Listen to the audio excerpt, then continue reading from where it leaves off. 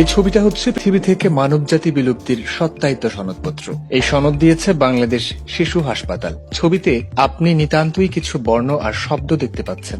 এই ছবিকে ভালো মতো বর্ণনা করলে আপনিও বুঝে ফেলবেন যে আপনি আর মাত্র কয়েকদিন পৃথিবীতে বেঁচে থাকবেন। আপনার সাথে আপনার বাবা, মা, সন্তান সবাই অতীত হয়ে যাবে।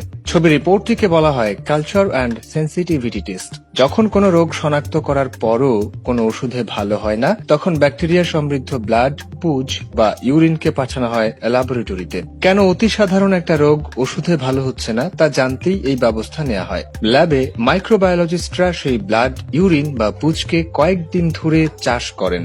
এরপর ব্যাকটেরিয়াদের উপর বিভিন্ন প্রকার অ্যান্টিবায়োটিক প্রয়োগ করা হয়। সেই অ্যান্টিবায়োটিক ব্যাকটেরিয়াগুলোকে মেরে ফেলতে সক্ষম কিনা তা যাচাই করা হয়। ব্যাকটেরিয়াকে মারার সক্ষমতা থাকলে সেই অ্যান্টিবায়োটিকের পাশে লেখা হয় এস। এস ফর সেন্সিটিভ, অর্থাৎ অ্যান্টিবায়োটিকটি ব্যাকটেরিয়াকে মেরে ফেলতে সক্ষম। ব্যাকটেরিয়াকে মারার সক্ষমতা না থাকলে লেখা হয় আর।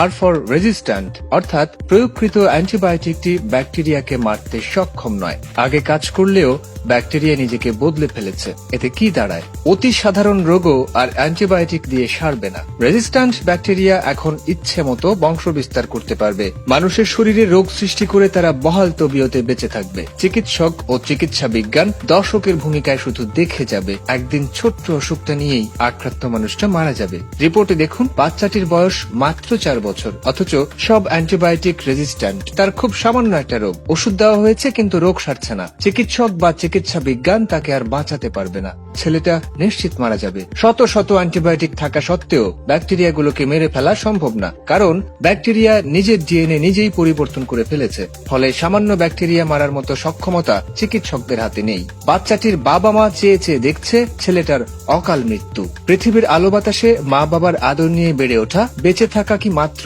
4 বছরের জন্য? এই শিশুটি তার মৃত্যুর জন্য দায়ী নয়। কেন মরতে হচ্ছে শিশুটিকে? এতক্ষণে আপনারা কি তা বুঝতে পেরেছেন? কেন তার কারণ জানতে চান? শুনুন তাহলে। সামান্য জ্বরে আমরা ফার্মেসি থেকে 2টো জিম্যাক্স কিনে খেয়ে ফেলি। 100 ব্যাকটেরিয়াকে মারার জন্য 7 দিনের ডোজ লাগে, অথচ 2 দিন পর ভালো হয়ে গেলে আমরা আর সেই ডোজ পূর্ণ করি না। 70টা ব্যাকটেরিয়া মরলেও বেঁচে থাকা বাকি 30টি ব্যাকটেরিয়া জিম্যাক্সকে চিনে ফেলে। ফলে তারা নিজেদের গঠন দ্রুত বদলে নেয়। তখন আর জিম্যাক্স দিয়েও পরের বার আমরা রোগ সারাতে পারি না, কারণ জিম্যাক্সের বিরুদ্ধে সব ধরনের স্থায়ী ব্যবস্থা ব্যাকটেরিয়া নিয়ে ফেলেছে। এখন এই ব্যাকটেরিয়াওয়ালা মানুষটি যদি আমাদের সামনে আসে, বসে, তার নিঃশ্বাস, হাঁচি, স্পর্শে আমাদের শরীরে জিম্যাক্স রেজিস্ট্যান্ট ব্যাকটেরিয়াটি চলে আসবে। এইভাবে জিম্যাক্স রেজিস্ট্যান্ট ব্যাকটেরিয়া লাখ লাখ কোটি মানুষের দেহে সঞ্চারিত হবে। একটা নবজাতক যে কিনা গতকাল জন্মালো, সেও আপনার ভুলের কারণে একটা রেজিস্ট্যান্ট ব্যাকটেরিয়াকে নিজের শরীরে ধারণ করলো। আপনি যে বাড়িতে থাকেন সেই বাড়ির বাসিন্দা, যে মেসে থাকেন সেই মেসের বর্ডার, যে নদীতে পা চুবাবেন সেই নদীর অনুকূলের বাসিন্দারাও হয়ে গেল জিম্যাক্স রেজিস্ট্যান্ট ব্যাকটেরিয়ার অভয়ারণ্য সম্পন্ন মানুষ। শুধু জিম্যাক্স কেন, আমাদের কেউ কেউ অন্য রোগে আক্রান্ত হয়ে অন্য অ্যান্টিবায়োটিক খাবে, আরেকটি ওষুধের রেজিস্ট্যান্ট ব্যাকটেরিয়া তৈরি করবে। সেই রেজিস্ট্যান্ট ব্যাকটেরিয়া ভাগাভাগি করবে সারা দেশের মানুষের সঙ্গে। যেখানেই যাবে, যেখানটায় স্পর্শ করবে সেখানেই হাঁচি দিবে, যেখানেই বসবে সেখানেই খাবে, সেখানেই ছড়িয়ে দিবে রেজিস্ট্যান্ট ব্যাকটেরিয়া।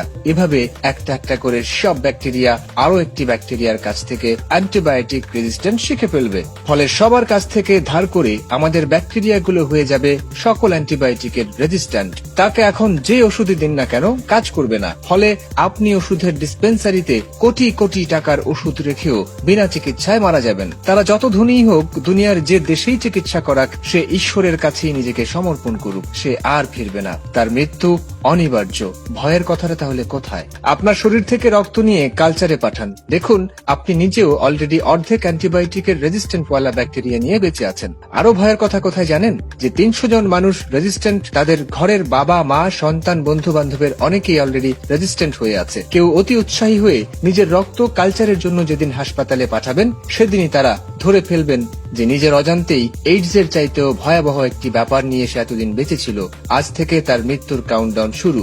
আমাদের শরীরের ব্যাকটেরিয়া যে হারে রেজিস্ট্যান্ট হচ্ছে, সেই হারে অ্যান্টিবায়োটিক তৈরি হচ্ছে না। জীবন রক্ষাকারী প্রথম অ্যান্টিবায়োটিক পেনিসিলিন আবিষ্কৃত হয় 1940 সালে। সবচেয়ে ক্ষমতাধর অ্যান্টিবায়োটিক মেরোপেনেম প্যাটেন্টেড হয় 1953 সালে। এর মাঝামাঝি সময়টায় আমরা হাজার হাজার অ্যান্টিবায়োটিক আবিষ্কার করলেও মেরোপেনিমের মতো আর কোনো শক্তিশালী অ্যান্টিবায়োটিক পৃথিবীতে আসেনি। 4 বছরের বাচ্চা ছেলেটি আপনাদের দোষে পৃথিবী থেকে চলে যাচ্ছে। সে কি আমাদের ছেড়ে দেবে? তার শরীর থেকে রেজিস্ট্যান্ট ব্যাকটেরিয়া অবশ্যই তার বাবা মা সহ অনেকের শরীরে ছড়িয়ে দিয়ে গেছে। দায়মুক্তি আমাদের হবে। পুরো মানবজাতি নিশ্চিহ্ন হবার পর আমাদের দায়মুক্তি ঘটবে। প্রায়ই বিজ্ঞানীরা বলেন পৃথিবী চলে যাবে ভিন গ্রহীদের হাতে, এলিয়েনরা পরবর্তী রাজত্ব করবে। বিশ্বাস করুন, এলিয়েন আসার নিশ্চয়তা না থাকলেও এই পৃথিবীর পরবর্তী বাসিন্দা হবে নিতান্তই সাদাসিধে ব্যাকটেরিয়া। লক্ষ লক্ষ বছর সে আমাদের দেহে নিরীহ বসেছিল, আমরাই তাকে শিখিয়ে ফেলেছি কিভাবে আমাদের দেহে বসেই আমাদের হত্যা করা যায়। নিজেকে প্রশ্ন করুন, আমাদের চাইতে কে বেশি বুদ্ধিমান? ব্যাকটেরিয়া মাইক্রোস্কোপিক হয়েও হাত পা না থাকা সত্ত্বেও মস্তিষ্ক না পেয়েই শিখে ফেললো কিভাবে মানুষদের হত্যা করতে হয়। এবার ভাবুন কে বেশি বুদ্ধিমান। সম্ভব হলে আজই ব্যবস্থা নিন। কোন কোম্পানি বাজারে কয়টা অ্যান্টিবায়োটিক ছেড়েছে, কোন ডাক্তার কয়টা প্রেসক্রিপশন করেছে, কোন রোগী কয়টা খেয়েছে, সব হিসেব বের করতে হবে। আজ না পারলে আগামীকাল থেকে কিভাবে অ্যান্টিবায়োটিক বিক্রি হবে, কিভাবে প্রেসক্রিপশন হবে, কিভাবে রোগী খাবে সেটা নির্ধারণ করুন। যক্ষ্মা নির্মূলের জন্য সরকার ডিউটি অর্থাৎ ডট প্রোগ্রাম শুরু করেছিল। প্রতিদিন সকালে স্বাস্থ্যকর্মী যক্ষ্মা রোগীর বাসায় যাবে, ওষুধ দেবে, রোগী সেই ওষুধ স্বাস্থ্যকর্মীর সামনেই খাবে। অ্যান্টিবায়োটিক খাওয়াটাও ডট প্রোগ্রামের আওতায় নিয়ে আসতে হবে। এছাড়া অন্য কোনো উপায় নেই। আজ এখন এই মুহূর্তে প্রতিজ্ঞা করুন, চিকিৎসকের পরামর্শ ছাড়া অ্যান্টিবায়োটিক খাবেন না। প্রতিটি অ্যান্টিবায়োটিকের ডোজ নিয়ম মেনে খাবেন। আপনাদের অনাগত প্রতিটি দিনে নিজেকে নিরাপদ রাখতে এটাই একমাত্র উপায়। তা না হলে আপনার অনাগত সন্তান বেঁচে থাকবে না 2070 সাল দেখবার জন্য।